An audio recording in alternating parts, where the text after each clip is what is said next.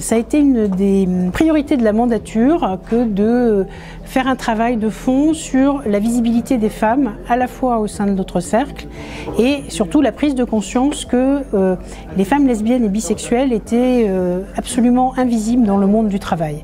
On a fait une première enquête. Cette première enquête, elle a été en 2 volets. Un premier volet qui a été une enquête IFOP et parallèlement, des enquêtes qualitatives ont été menées à base d'interviews anonymisées et la conjonction de ces 2 modules nous a permis de faire un état des lieux que nous avons présenté le 10 mai. On a souhaité travailler sur un guide avec des données tout à fait pragmatiques pour aider les employeurs à travailler sur cette question. Ce guide, on voulait qu'il porte à la fois sur les constats, qu'il identifie les bonnes pratiques qui existent dans les différentes organisations et surtout qu'il s'oriente vers des recommandations très concrètes. Nous avons abouti ainsi à 10 recommandations dans 3 catégories.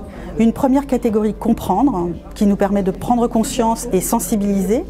Une deuxième catégorie agir, avec plusieurs recommandations très concrètes sur des plans d'action qui peuvent être conduits à différents niveaux de l'organisation.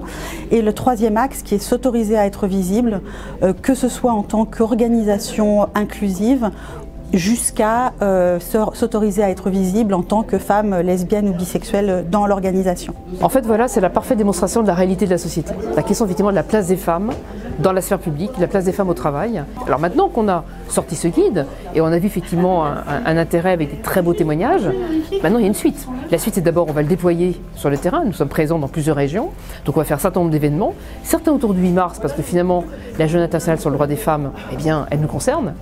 De la même manière, et puis surtout peut-être des guides complémentaires, des fiches.